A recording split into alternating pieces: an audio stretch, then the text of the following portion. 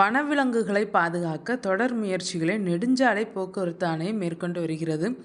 இந்த முயற்சியின் ஒரு பகுதியாக மொத்த சாலையையும் சிவப்பு நிறத்தில் மாற்றியிருக்கிறது. இந்த சாலை எங்கே இருக்கிறது என்பதை குறித்து இந்த வீடியோவில் பார்ப்போம்.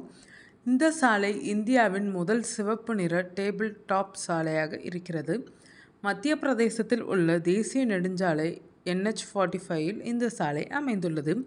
குறிப்பாக இது சாகர் மற்றும் ஜபல்பூர் ஆகிய நகரங்களுக்கு இடையே வீராங்கனை துர்காவதி புலிகள் காப்பகத்தின் வழியாக செல்லும் 2 கிலோமீட்டர் நீளமுள்ள வனப்பகுதி மற்றும் மலைப்பாதையில் அமைக்கப்பட்டுள்ளது. இந்த சாலை மொத்தம் 2 கிலோமீட்டர் நீளம் கொண்டது. சுற்றுச்சூழலுக்கு முக்கியத்துவம் கொடுத்து இந்த சாலை வடிவமைக்கப்பட்டிருக்கிறது. வனவிலங்குகள் சாலையை கடக்கும்போது விபத்துகள் ஏற்படுவதை தவிர்க்கவும் சாலை சிவப்பு நிறத்தில் வடிவமைக்கப்பட்டிருக்கிறது. முகத்தில் அடிப்பதை போன்ற சிவப்பு நிறம் ஓட்டுநர்களை உஷாராக்கி வனவிலங்குகள் மீது மோதுவதை தவிர்க்க சாலை இவ்வாறு வடிவமைக்கப்பட்டிருக்கிறது.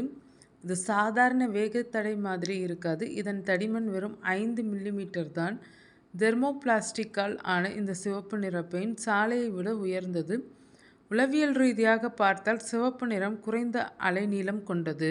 எனவே இது ஓட்டுநர்களுக்கு எச்சரிக்கை உணர்வை தூண்டி உஷாராக இருக்க செய்கிறது. எனவே இயல்பாகவே வேகம் குறையும். குறிப்பாக இரவு நேரத்தில் வாகனத்தின் ஹெட்லைட் இந்த சிவப்பு நிற பட்டை மீது படும்போது பளிச்சென்று ஒளிரும். இதனால் ஓட்டுநர்கள் தூக்கத்தால் அல்லது கவனக்குறைவால் தடமாறுவது தவிர்க்கப்படும். தற்போது நவீன கார்களில் ADAS மென்பொருள் பயன்படுத்தப்படுகிறது. எனவே இந்த சிவப்பு பட்டை இந்த சென்சாரை பாதிக்குமா என்று பலரும் கேள்வி எழுப்புகின்றனர்.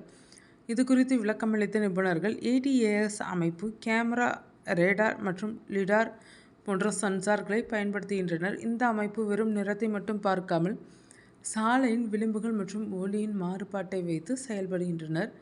எனவே பக்கவாட்டில் உள்ள வெள்ளை கோடுகள் அழியாத வரை இந்த அமைப்பால் பாதிப்பு ஏற்படாது என்று கூறுகின்றனர்.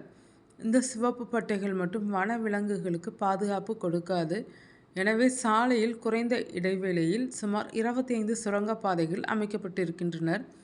இடைப்பட்ட சாலையின் ஓரத்தில் வேலி அமைக்கப்பட்டிருக்கிறது. எனவே இது வனவிலங்குகளை சுரங்கப்பாதைகளை நோக்கி நகர்த்தும். சுரங்கப்பாதைகள் அமைந்திருக்கும் பகுதிக்கு மேற்புறத்தில் வனவிலங்குகள் சாலையை கடக்கும்.